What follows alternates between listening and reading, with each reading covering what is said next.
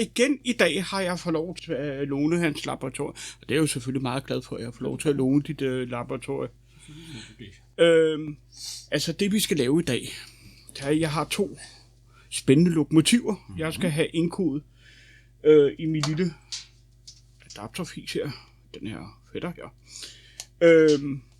Men det er jo så den gule her, det er jo sådan, den er jo lidt mere speciel i forhold til den her, fordi at der er 2 forskelle lige til den glade serie her.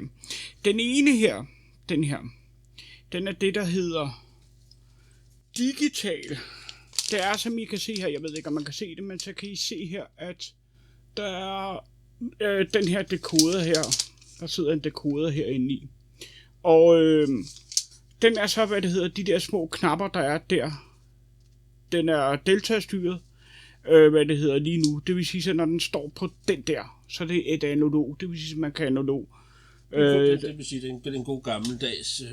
Ja, og man er jo så smart af mærkning i sin tid. Så den kan køre med den her. Præcis. Med den der. Ja.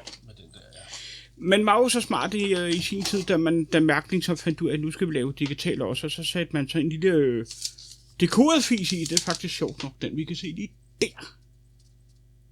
Den satte man i lokomotiverne. Og det vi så nu, det er, at vi skal ind i, det starter vi med, vi skal ind i hjertet af den der.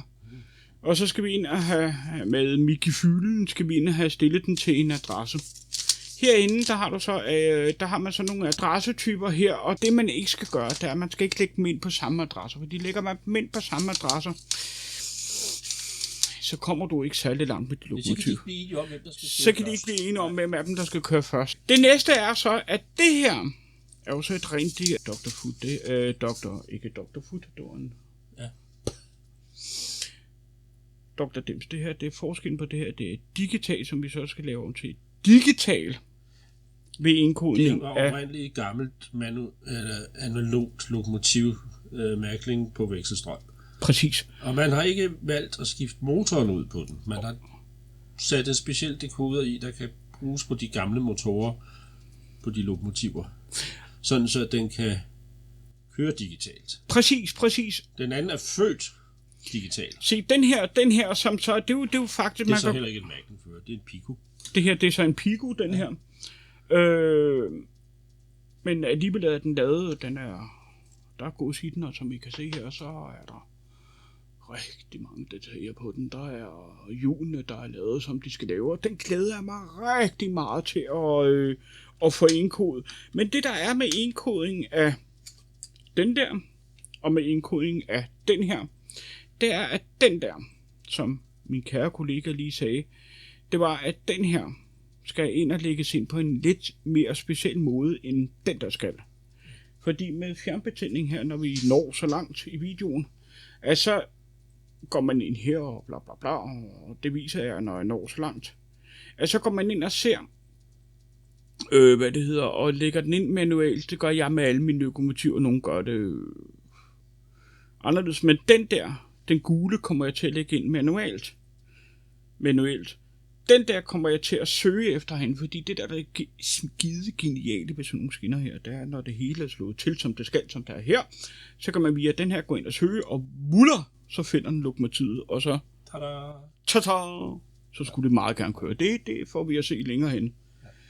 Se, så det vi egentlig gør nu, det er, at jeg kunne egentlig godt tænke mig, at jeg har fået lov til at låne sådan en lille dimsebøtte her. En bøtte? De er altid gode at have. Det har vi set i Dr. Dimses video, og masser af gange, at dimser og dutter og sådan noget, det er meget rart, som vi også kunne se i hans sidste video. Så hvad det hedder, har han taget bøtten frem og lagt alle møtrikker og skruer. Ja, og som i dem af jer, der har set den i hans video, har lagt mærke til, at for en gang skyld lykkes der ham ikke, at der røg noget ned imellem og så videre. Det lykkes ham ikke at lave den der fejl der. Nej, det kan vi jo så være glade for. Så må vi håbe, der ikke sker det samme for mit vedkommende. Så vi bytter lige lokomotiver, så den her fætter her, ER'en her, den flytter vi over. Den her ER, den kommer senere til at trække min dobbeltdækkervogn, fordi så ligner det fuldstændig, som det skal i virkeligheden. Som det kører lige for øjeblikket. Ja. Det kan godt være, at de vælger at male den om. Det er jo så typisk DSB en nødskal. Ja, lige så snart man har fået fat i og så videre. Ja, så laver de om på det. Ja. Men vi kan jo starte med at se, fordi så gør vi det jo helt lettere, inden vi begynder at skille ad. Ja. Så kan vi lige prøve at tage den her. Den ligger jo så lige her, så flytter vi lige fætteren herhen. Fordi at, kan vi se noget på den der? Det kan vi måske ikke helt. Ja, så zoomer vi. Vi zoomer ind på den. Men det man gør, det er, når man skal ind og tjekke lokomotiverne, så har man... Hvis du sætter den ned på bordet, så har vi, nu skal jeg bruge noget at pege med. Jeg har noget at pege med her. Så har vi, til dem der kan se det, vi laver et zoom, et lille lokomotiv på der, og en svensk nøgle. Ikke at det er et svensk lokomotiv. Og så har vi en her, som jeg kommer ind på et andet tidspunkt, hvordan det der, sådan, den virker og så videre, så videre.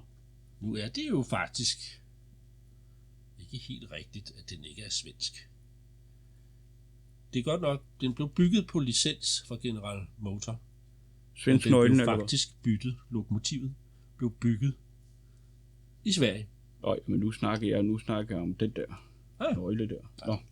Så fik vi lidt historie med os. Men du kan jo se her, jeg har, som de flinke ser, så har jeg sat den her til dem, der skal lave noget digitalt. Der står også i manualen. Bare roligt, når I køber den her. Den fås i flere afskyggelser, og så kan de, jeg ved ikke, så er der nogen, der kan lidt, og så er der nogen, der kan noget andet, og alt efter, om der er lys på toget, så videre, og hvis der er lys på, og så videre, så videre, så videre. Men det ser I længere hen i videoen, hvordan der vil løses. Lige nu kan I se her, at der står stop her, og den lyser her. Det er jo så fordi, der ikke er noget strøm til skinnerne. Ja. I det jeg trykker fra her, nu står der ikke lokomotiv fra, så sender den noget strøm, halløj fis, hen igennem ledningen her. Hen til en lille boks. Hen til den her lille boks her, som vi har her. Ud igennem de der 2 ledninger, som så går under bordet her, og ud her. Og der er så strøm på mine skinner nu. Og så kan jeg så, hvis jeg har bygget en bane, så kan jeg sidde her med den her sige, så kan jeg sige, så bevæger den sig. Så kan jeg køre hurtigt, og jeg kan køre langsomt, og jeg kan sætte lys på, hvad det hedder, på det lokomotiv der, bla bla bla, og bla bla bla, og så videre, så videre. Jeg skal jo så lige have skiftet den her, og der gør jeg det ved, at jeg holder shift-knappen nede her. Fordi nu har jeg jo en del lokomotiver liggende på min, og nu er det jo ikke den, vi skal have fundet. Vi skal have fundet ud af den anden der. Ja, hvad den anden MY havde af styrevogn MY 1111, det kunne godt være den. Og hvad havde du så af adresse? Men det er ikke din styrevogn, du har der, som du også har lys i og retning? Og... Nej, for det er MY'eren af den anden 11'eren. Ja, okay. Nå ja. Vi skal have fundet adressen på. Ja, det er det. Og det jeg så lige gjorde her, det var så, at lige til den friske, jeg fandt den her, så holdt jeg shift-knappen nede og trykket på den her. Så kommer jeg ind her. Ja. Så kan jeg via de her taster herover, der skal man så lige fumle sig lidt frem og finde ud af, hvad det er for en. Den har adresse 62, det skruer vi lige ned. Det er rigtigt. Det var 62, og så skal vi jo så ikke bruge den adresse så det er nemlig rigtigt, som du siger, fordi at, som Dr. Dim siger, at hvis vi nu bruger, når vi skal indkode den fætter her, hvis vi nu indkoder den på samme adresse, så det der sker, det er, når vi sætter det her lokomotiv på, og det andet lokomotiv på, som vi har dernede, når vi så sætter det på, så kan den her ikke finde ud af, om det er det lokomotiv, eller det andet lokomotiv. Jeg kunne forestille mig måske, at de begynder at køre begge to, fordi de får det samme adresse. Ja, det kunne det kunne jeg faktisk, og det kunne faktisk se meget sjovt ud. Ja, men det, nej. Jeg har aldrig prøvet det. Men... Og det kunne så lige give til min... Men det betyder jo kun noget, når begge lokomotiver er på sporet samtidig. I princippet kunne man godt give den samme adresse, men så kan de bare aldrig nogensinde være på skinnen samtidig. Nej, det er lidt dumt, ikke? Og det er jo lidt dumt. Det er jo dumt. Ja.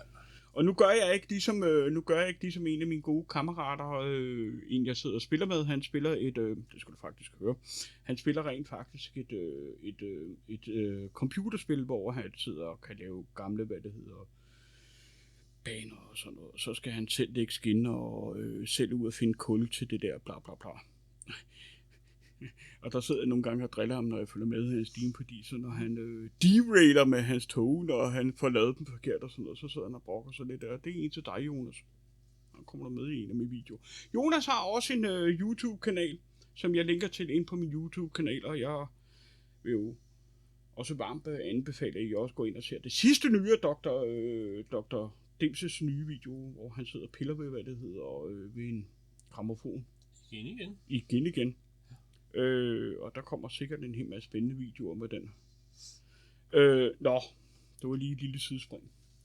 Vi går videre her, fordi vi skal ind i mausen på den der. Jeg skal lige på de tynde ledninger. Og se, hvordan... Jamen, nu er der ikke nogen tid. Jeg vidste godt, jeg vil få den. Og grunden til, at Dr. Dims han siger det, det er fordi på en af mine gamle styrevogne, den røde, af mig mine lange forbandede pillefingre, de skulle så ind og pille. Og det resulterer sig i, at der sidder en ultramativ tynd ledning. Næsten lige så tynd som den der henne. Nej, de var kun endnu tyndere. Og den knækker sig af, og der kom visse eder heroverfra, da han skulle, forsøge at sætte den på igen. Det var hjernekirurgi i yderste potens, vil jeg sige. Se, vi skal jo bruge sådan en fætter her. Det er det ultimative værktøj.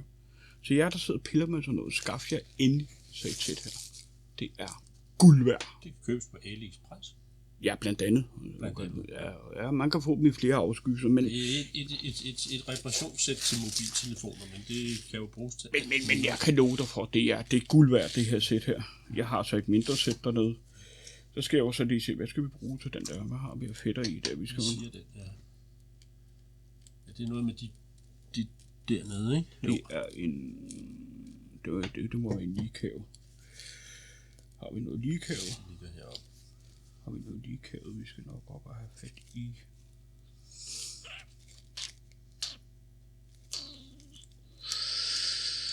Den der.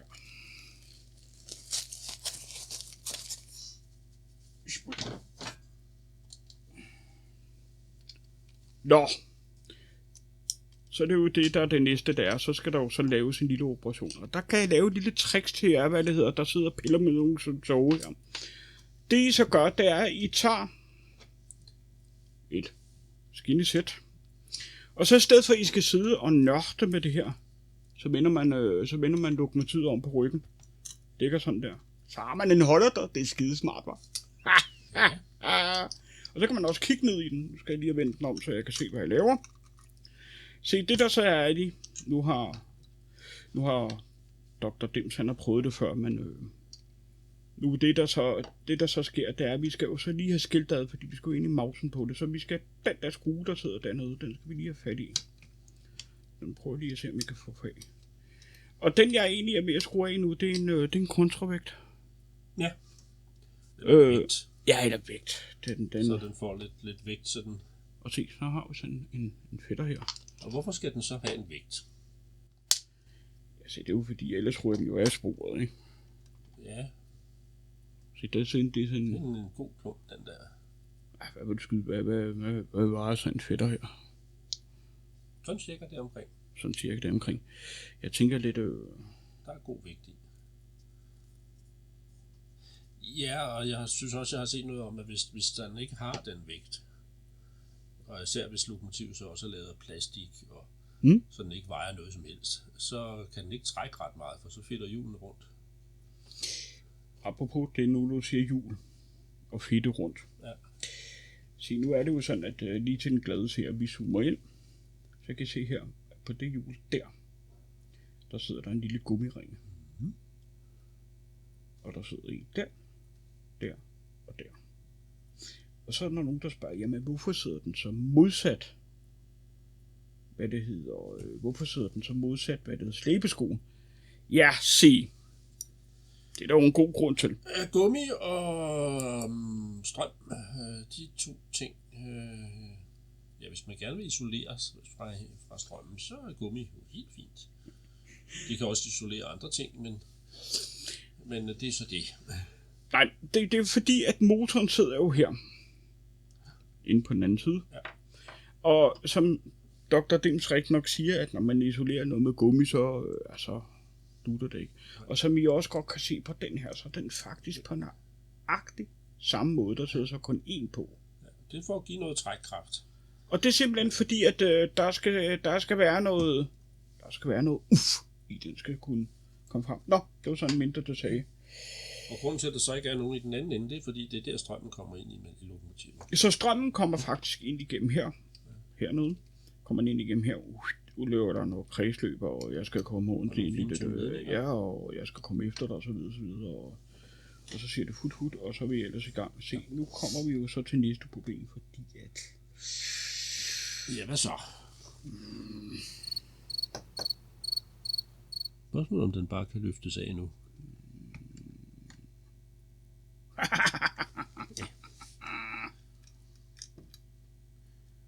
Der var vist noget med. Nej, det var der nemlig. Sidst vi havde fat i dem, at vi skulle have... Nej. Fordi til den vi havde fat i før, det er rigtig nok som Dr. Dims han siger. For en gang skyld, ja. I gamle, på de andre, der kan... jeg ved ikke, om man kan se det her, men der, hvor I har fingeren, lige der. Det var lavet ud i et stykke. Det rigtige er, der gik koblingen ind igennem. Jeps. Ja. Så du skulle sidde og nørde, med, at du skulle have den der af, og så skulle der den der af, og man må være for lange lemestil. Og der... Ja, det er det, ja. Nu prøver vi det sådan lige så forsigtigt her. Der er noget, der hænger fast, det kan jeg ikke lide. Nej, for satan, mand. Lykkes. Og det man lige kunne høre der, det sagde klonk, det er faktisk den her, den er jo... Der er også gås i, for den er nemlig støbt i metal. Og det er jo fordi, som I kan høre her, det er mærkling. De kan godt lide at lave det i metal. De kan godt lide at lave det, så det kan... Og det kan bruges. Det kan jeg faktisk rigtig godt lide. Ja. Og hvis I så, nu når vi har taget hatten af her, så kan vi jo se, den er utrolig detaljeret, ikke? Og virkelig kælet for detaljerne her, ikke? Så det der skal til at ske nu, det er, at du skal så i gang med nu her, at vi skal finde en adresse på det, der kommer billedet op af senere. Ja. Der skal vi have fundet en adresse, vi ligger på, og jeg kigger lige med en manual her, og så tænker jeg lidt den på, skal vi prøve på 02 til at starte med? Ligger den på adresse 02, der hedder den kørende der, hvis du giver 02. Bare så det ikke... Ja, 02. At vi ligger den på den første adresse, ikke? Det kan vi godt. Og så må, hvis det går helt galt, at den ikke virker, så finder vi en anden. Så finder vi, det måtte vi også gøre med den anden. Der måtte vi sådan lige finde en anden. Den havde vi nemlig også lagt på noget, der ikke skulle lægges på. Ja. Og da vi ikke ved, om det der er analog, men det kan vi jo se på printpladen, fordi at man kan vende den der sådan, seddel, Dr. Dims han sidder med der, den kan man vende om, og så kan man se. Nå. Der kan man så se dernede, hvor man tager sin finger der. Når den står hernede, så det er analog. Og herover der er den så lavet om til en pågældende digital adresse. Og der går Dr. Dims lige ind og kigger nu på, hvad det hedder på printet, og ser, om det står sådan der. Fordi hvis det står sådan der, så har vi et frit valg på alle hylder. Det kigger du lige på. Der står den alt sammen til 0. Det vil sige, den kører analogt lige nu. Godt. Jamen, det er jo så genialt nok, fordi så kan vi jo så godt stille den til nummer 2. Nu begynder der så at blive svært med en kvikke lytter her. Så der, hvor der står, at seer, ikke lytter. Kigge lytter, ja. Der står 02 der, og som I kan se der står der... Så det er kontakt nummer 2, 3 og 4? Det er kontakt nummer 2, der skal tændes for. Det er ligesom en god gammel bastelås. Kan du huske dem med ind, ud og tryk, springe over og så videre, så videre. Og sådan, hvis det ikke virkede, så gav man den et los. Ja, og hvis det ikke virkede. Det her det er princippet lige til dem, der kender de gamle bastelås med at trykke ind og hive ud og springe over og så videre, så videre. Så vil de også grine lidt af dem her, fordi det sådan var det også dengang. Det var faktisk lidt sjovt. Lidt i sidespring. Så blev vi jo enige om, at vi skulle prøve noget 02, den der. Og så skal vi jo have sat de her fine små kontakter. Og til det, hvad bruger du der? Der kan man jo bruge blandt andet. Men ikke med den her kæmpe spade på. Nå, det tænker du dog. Ja, det tænker du dog. Vi finder en skovl i stedet. Nu har jeg jo så lige et klassisk spørgsmål til dig. Ja. Og egentlig også, hvis det nu er, man sidder nu her, når vi skal til omkoden. Hvis du nu kommer til ved et uheld, ikke at du gør det, men hvis du ved et uheld nu, når du sidder og skal omkoden, kommer til at ramme prænpladen herinde omkring. Ja. Og der kommer en lille ridse i, eller der sker et eller andet. Det må der helst ikke. Så har du ødelagt prænten, ikke? Ikke nødvendigvis, men det afhænger så lidt af, hvor stor skaden er. Hvor stor skaden er. Altså en lille ridse sker der jo ikke noget ved, men man kan jo, altså de der meget, meget små komponenter, vi har her, de der små dimser der, dem kan man jo hurtigt få slået af. Ja. Og så er fanden løs i Laksegade. Ja, blandt andet. Og så er der en Dr. Dims, der bliver meget ked af det. Fordi så skal han sidde og lodde dem på igen under et mikroskop. Og det skal vi ikke ud i. Alternativt vil man gå ud og købe en ny dekoder. Ja, det er jo så nok nærmere det. Det er jo nok det, der vil ske for de fleste. Altså, jeg vil godt kunne reparere den. Men det skal vi ikke ud i. Nu vil jeg så sætte dem her op, så vidt jeg kan se. Nu skal jeg... Den hedder 1, 2, 3 og 4. Og vi skulle have, hvis vi kigger her, 2, 3 og 4 skulle der tændes for. Så det prøver vi. 2, 3 og 4. Og den der skal blive nede. Så vi er nu ude i, at den har adresse nummer 02. Så når vi så sætter den her over. Hold op, den kom på med det samme. Så. Det er så det, der hører sjældenhed til. Det også, der ligger lokomotiver på. Det kender I andre også. Tommelfingrene og... Ja. Det Dr. Dims jeg lige har så fint fortalt om, det er, at han har kodet den her lille knast, om der sidder her. Ja. Det næste skridt er så, det er, at vi skal have fat i denne her fætter her. Fordi nu skal vi jo så have fundet ud af, hvordan der ledes. Så jeg trykker lige ud af alt det her, for det skal vi ikke bruge. Jeg skal så bruge en ny adresse. Og hvordan laver jeg så en ny adresse? Fordi jeg vil jo ikke have... Det lægger noget ind under. Men det er jo så det, jeg fortæller dig nu her. Fordi som den kvikke lytter kan se, jeg bliver ved med at sige lytter, så er der en hel masse små lokomotiver hernede. Det er de forskellige lokomotiver, jeg har her, fordi at når jeg holder den her inde, så kan jeg, det var så den anden, så kan jeg så bladre i dem forskellige, så kan du se, så ændrer adressen for de forskellige. Så det jeg skal hen, det er, jeg skal hen på en tom plads. Der er her, som I kan se her. Så har jeg stillet dem til dansk, alt efter om man er tysker eller franskmand eller hvad man er. Så har man stillet dem på stå, så står der intet lokomotiv heroppe. Det vil sige, at den plads hernede, den er så tom, og der er den så med plus. Ja. Det næste jeg så skal, det er, at jeg så skal have lagt den ind. Det vil sige, at jeg holder stadigvæk den i store fede tommelfinger på shift. Så holder jeg den derinde med lokomotivet. Og muller! Så kommer der noget fra data, altså nu begynder det at blive avanceret, fordi vi har noget, der står her, hvor der står fra database, og fra database, det betyder, at i dem her, fra mærkningsside, er der indkodet x antal lokomotiver i. Så hvis man går ud og køber det lokomotiv, så kan man gå ind i databasen, og så kan man wuller, og så har den kodet det hele. Og så den og så er den. Men. Så heldige er vi bare ikke lige nu. Men så heldige er vi heldigvis ikke, så vi skal jo ned i her. Så står der manual indkodning. Og det var det, jeg snakker om i første afdeling af min video. Det var, at vi skal have en manual indkodning, fordi vi skal have indkoden på plads nummer 02. Så vi trykker her. Der kan man se, ud fra den pil der, den passer til den pil der. Der er sådan nogle streger der, man kan se det på. Ja, så bliver det til den knap der. Så bliver det til den knap der. Så skruer den MRMR2, og den skruer en hel masse ting, så vi skal ned på en DCC.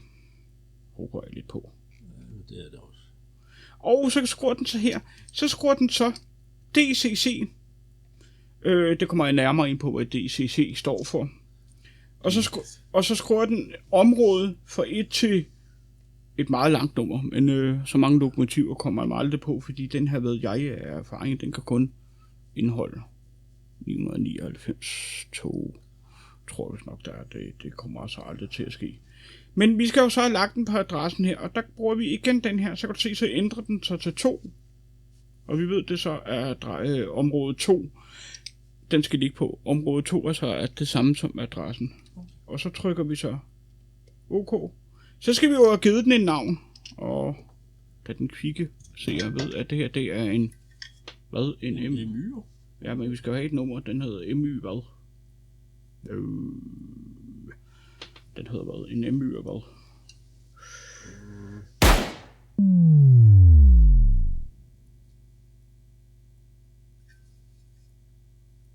Står det ikke på æsken her nu? Nej, det... Jeg tror faktisk. Den har jo fået et særnummer.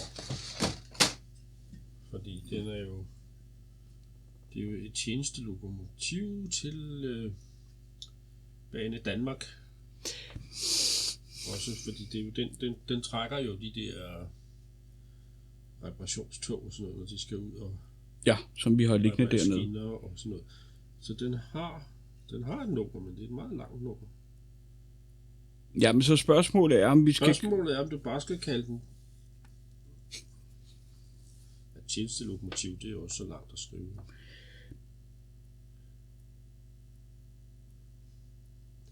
Gul MY'er. Vi kalder den i gule MY. Og det der er i det, er, at jeg trykker så igen her på, hvis du trykker igen her på shift, så står A'et her og blinker. Så kan jeg med mit drejehjul her skifte B. Se, nu har vi jo så nået både at få lagt adressen ind, og vi har fået givet lokomotivet et navn. I det her tilfælde MY gul. Til det andet, jeg skal lægge ind, der har jeg nemlig... Der er så også en med L. Der har jeg en med L længere oppe. Og den har jeg også tænkt mig at bruge. Der har jeg en med L, der har jeg så tænkt mig at bruge, når jeg koder den ind til den der. Fordi det er der på der. Ja. Det er det helt nye Siemens-lokomotiv. Ja, det bliver spændende. Jeg glæder mig rigtig meget til at få lagt ind, men det er jo så det næste, vi skal. Så jeg vil bare det der lokomotiv der. Bingo bongo! Det vi også lige eventuelt måske kan fortælle, det er, at det her lokomotiv, det er jo meget simpelt dekoder. Så det eneste, man sådan set kan styre på den, det er lysets retning og hvilken vej den skal køre motor. Og det er jo sådan set det. Hvorimod det andet lokomotiv, det har alt, hvad der er bells and whistles med lyd og lys og lydeffekter, og jeg skal hele balladen, ja. Men se, sådan giver lavet til at se nu her, der sker absolut ikke en skid. Nu starter vi lige helt forfra. Yep. Det der var i det var, at nu har jeg fundet ud af at få indkodet det rigtigt. Det vi havde lavet fejl med, det var jo fordi, jeg troede, det var DCC, og det er det jo ikke. Og nu når jeg tænker mig om, så er det jo klart, som du også rigtig nok siger, at det er et mærkning-tog. Og det er netop, at det er Delta, og Delta de kører på de der MMC eller den anden programmering. Ja. Og det er jo det sprog, som computeren sender ud og snakker med lokomotivet på. Det egentlig handler om der. Om det er DCC, eller om det er MMC. Og som I kan se her til den kvikke lytter her, ser her, prøv at se her. Så er der lys i der. Dik. Ja, vi er så tilbage nu her efter en velopstået kaffepause. Smagte faktisk godt med en kop kaffe, det var sådan lige hvad jeg havde brug for. Og så skulle vi lige smide vand for kartoflerne og diverse andre ting. Ja. Og så skulle konerne så også lige passes. Det skal de jo sådan nogle. Nå, men da vi forlod jer, havde vi jo fundet ud af, at det der, det kørte. Det er vi op på. Så det behøver jeg ikke at demonstrere en gang til. Nu ved vi, at det virker. Så er det bare den samme. Så nu skal vi jo bare samle den, og det er jo så, i omvendt rækkefølge. Så vi tager den pænt af her. Og så er det jo det der med at... Der er taget strøm af sporet. Bare sådan for en ordens skyld. Ja. Det er ikke sådan at blive gammel. Så er det jo sådan noget med her, så skal man jo sådan minkelere lidt med den lige så forsigtigt, fordi at nu er det jo nu med, at man helst ikke skal komme til at ramme noget, som så giver en... Og nu skal du jo selvfølgelig lige drille, ikke? Det er jo så typisk det der, ikke? Det er noget værd. Eller jeg venter forkert. Jeg venter forkert.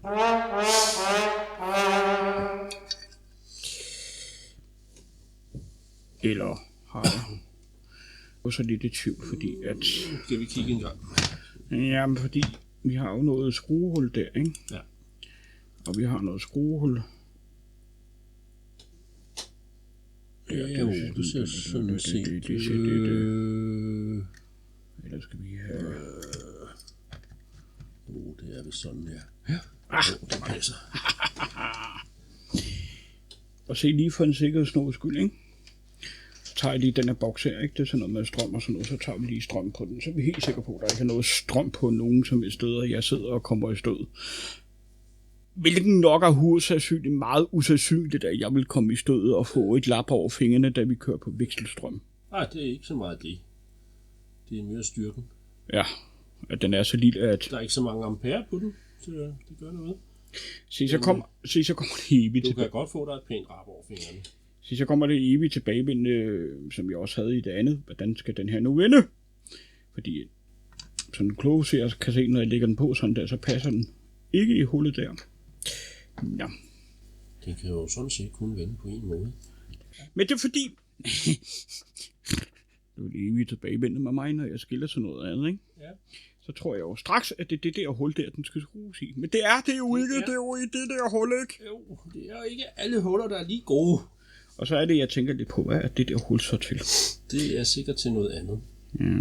Ja, fordi der sidder jo så en lille... Der sidder en lille dut der. Hvad er det så er til det? Ved dem, der har bygget lokomotivet. Ja. Og så skal vi se, den er der.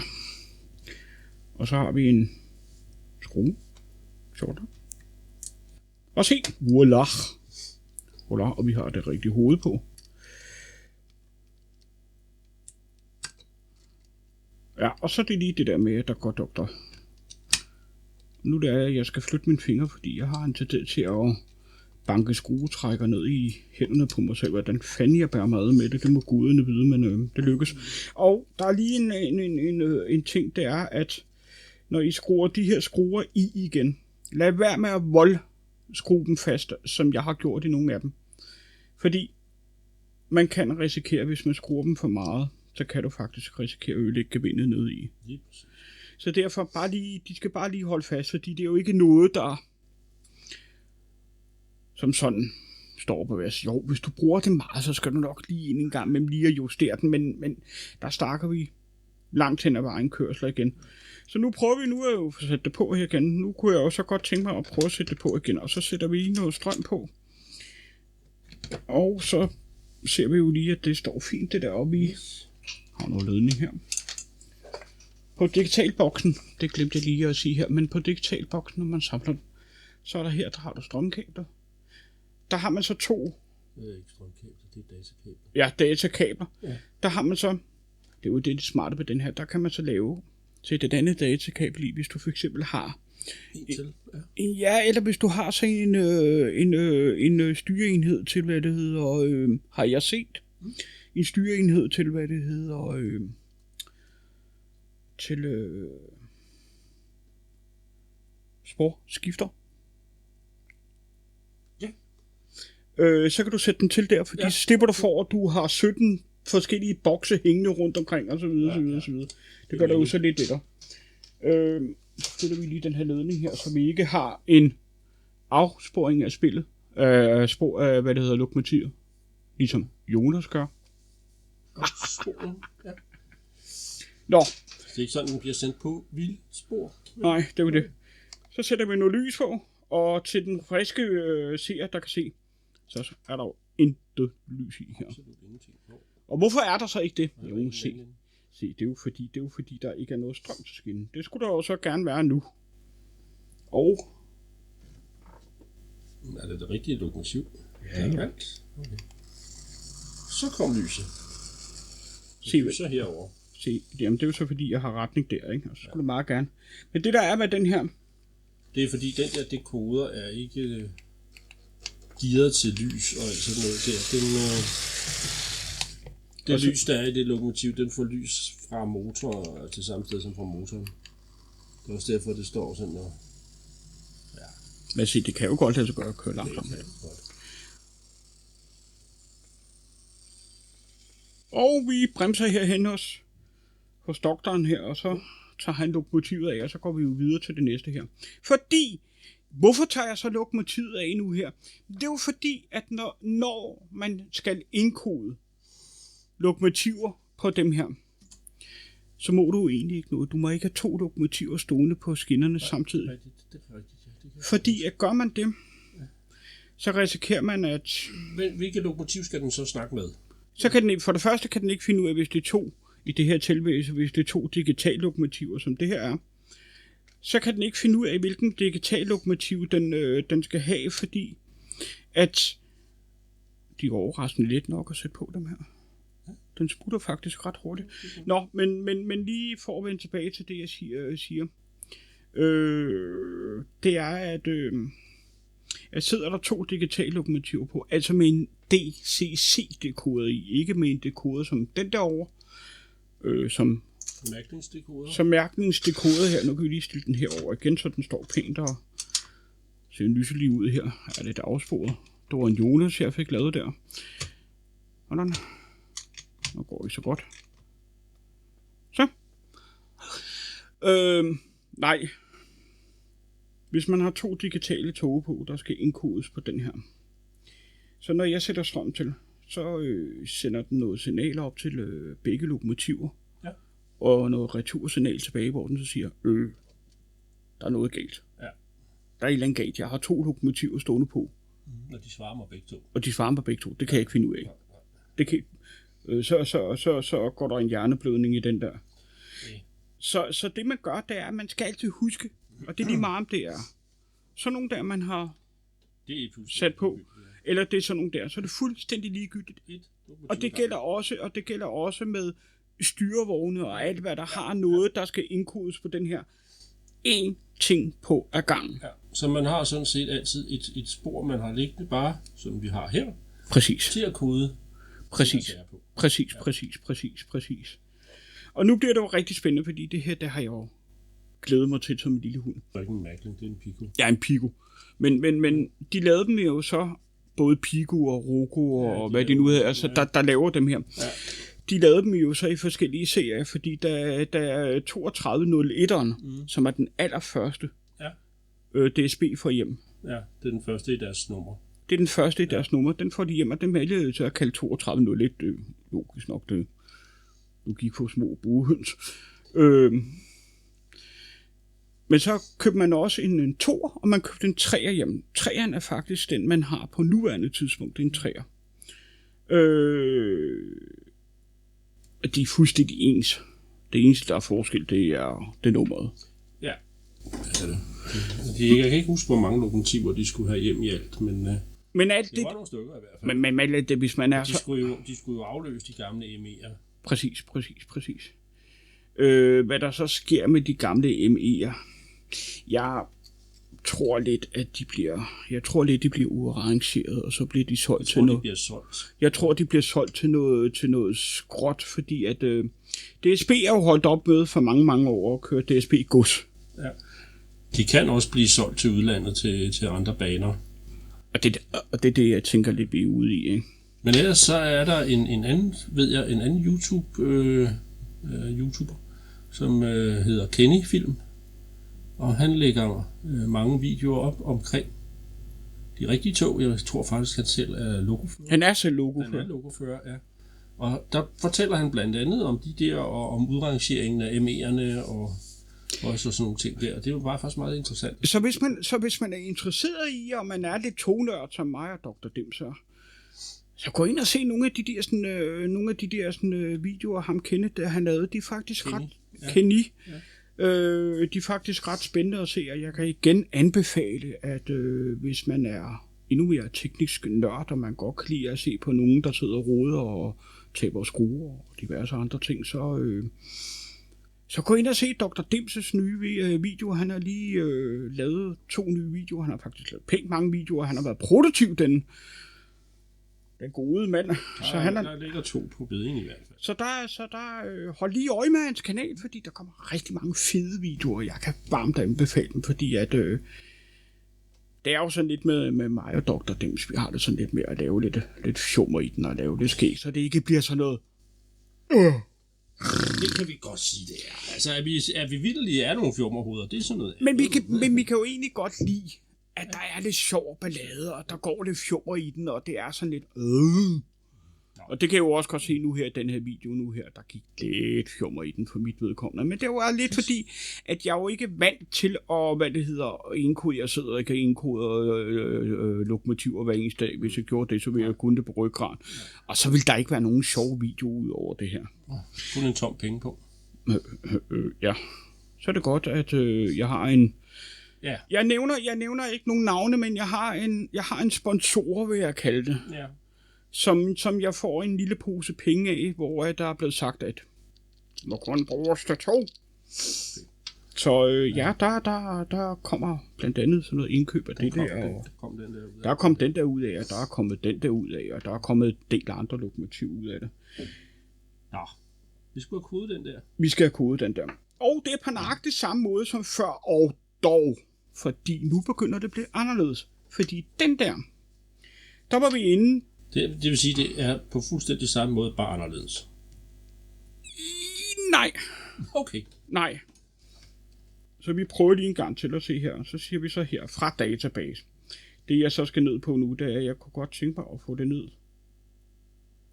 Jeg ved, om jeg skulle prøve at lave det som manual indkodning. Det tror jeg rent faktisk bliver nødt til at lave det manualt. Fordi det er en DCC. Nu så jeg før, der stod MX på. Der findes 3 koder. Der findes. Det viser jeg nu her. Ja, det er rigtigt, ja. Der findes 3 kodninger af den. Der findes den, vi lavede til den der. Den hedder MM2.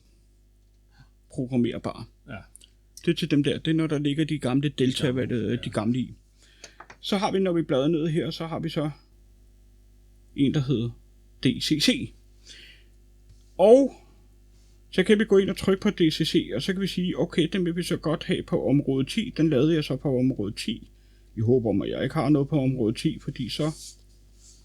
Og så skal vi jo så have lavet den der sådan en. Og vi ved, det så er en E. AR. Og den hedder så ER 3201. Sådan. Der har vi fået skrevet nu, at den hedder EA 3201. Det er også det, der står dernede. Og vi gemmer den så. Så skal vi have det der lokomotiv, og vi vil jo så gerne have det deroppe. Så vi er det deroppe. C. Nu skulle den jo så meget gerne.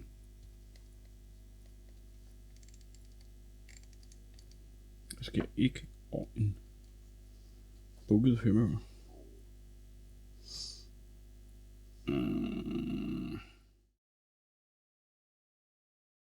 Nå, jeg er simpelthen ved at få en vis lægemested, der står stift og strunk lige nu. Prøv at høre her. Prøv at høre. Lyt. Det er ikke den.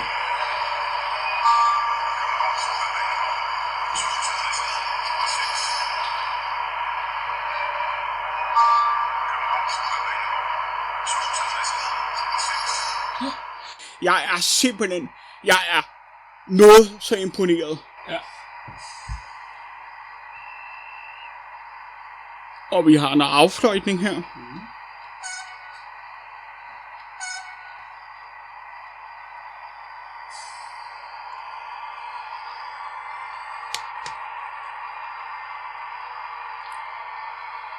Hørte du det? Jeg kan høre motoren, ja. At elmotoren den selv starter op. Jeg er mildt tak Faktisk er jeg endnu mere glad over, at jeg har købt det her, fordi det er... Den er jo... Det er jo... Bells and whistle og hele balladen, ikke? Og der, ja. Jamen altså, det er... Det er utroligt, hvad den moderne teknologi den kan i dag. Og så puttes ind sådan en lille lokomotiv, ikke? Jeg er overrasket over... Der ligger jo en lille computer inde. Der ligger selvfølgelig en lille lyd... Der ligger en computer inde. Der ligger en lille computer inde. Men jeg er forbavset over, og jeg glæder mig til, at vi skal redigere i videoen, og tro mig, I skal nok også få lov til at høre lydene.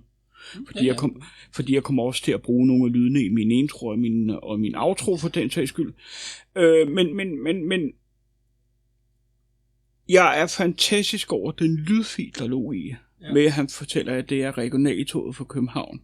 Ja. Jeg synes også, at efter hvad jeg nu har hørt andre lokomotiver også, at lyden er rimelig god i det lokomotiv der. Og når jeg kiggede på nogle tegninger over det før, det var inden vi begyndte at filme noget, der kan jeg huske, at jeg kunne se, at der var faktisk et ret pænt store højtaler inde i den. Ja. Og det er klart, noget bedre højtaler end noget bedre lyd får du i den, ikke? Dem her kan man sådan lige så forsigtigt med nød og næppe, hvis man nu passer lidt på. Kan man rent faktisk løfte dem, sådan at de står sådan her. Ja, og der står jo kun en af dem op ad gangen. Og der står det kun en af dem op ad gangen, alt efter hvad retning toget kører i. Men man kan på modelbanen, kan man købe kørselsledninger, som kan køre henover. Ja. Hvis det er det, man vil. Men det er faktisk egentlig kun til pynt. Ja, for den trækker stadigvæk strømmen ned. Fordi den kan ikke trække det her, det er noget plastik-halløj-ting, noget der sidder her, som egentlig kun er til pynt. Den trækker ikke strøm igennem her og ned til og så videre, og jo, dog. Ja, det ved jeg ikke, men jeg tager Jo, fordi se, der sidder små med, der hedder modstanden på der. Jamen, der sidder sådan noget, det er jo sådan noget, det er jo også pynt.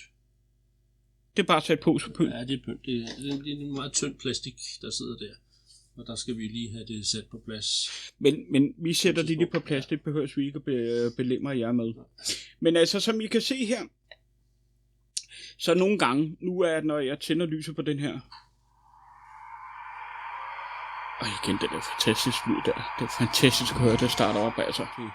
Jeg kan varmt anbefale til dem, der kører dansk. Investere i det her. Der er seriøst, virkelig, om det er Pico i mit tilfælde, der er virkelig kælet for det sagen. Ja, din ME'er, den snakker også pænt. Jeg har en anden ME'er, som også er, hvad det hedder, som også snakker pænt. Og jeg vil jo egentlig godt, hvis jeg kan få lov til at få noget video på den, du har liggende der, så kunne jeg egentlig godt lige tænke mig at vise jer nu her detaljerne på det her lokomotiv, fordi det er jo, og det vil jeg godt lige gøre afsluttende, fordi det er jo, ja, jeg kunne godt have sagt nogle ting, men det er vanvittigt, hvad der er af detaljer herpå. Jeg er faktisk mere imponeret end som så. Ja. Jeg er godt tilfreds med det her, og det gør underværker på min bane. Jeg glæder mig til at få spændt, hvad det hedder, dobbeltdækkervogne på, ja, og få kørt tur med dem. Og få kørt en tur med det, men det bliver så nær fremtid, fordi at, som jeg også sagde til, det har jeg ikke sagt, det sagde jeg i min tidlige video, som jeg har slettet, nu har jeg så lavet nummer 2 video her, men jeg har jo planer om at bygge en hel bane op. Ja, der kan vi gå lidt og nørde med det hele, og der har vi jo så været så heldige, at vores koner faktisk også er lidt, hvad det hedder, er lidt kreative. Jeg vil godt sige tak herfra, og så vil jeg sige tusind tak for lånet dit studie her, og som jeg har sagt op til 20 gange nu. Og så husk at subscribe både til min kanal og til Dr. Dimses kanal og til nogle af dem, jeg har nævnt. Tak for den her gang, og hej.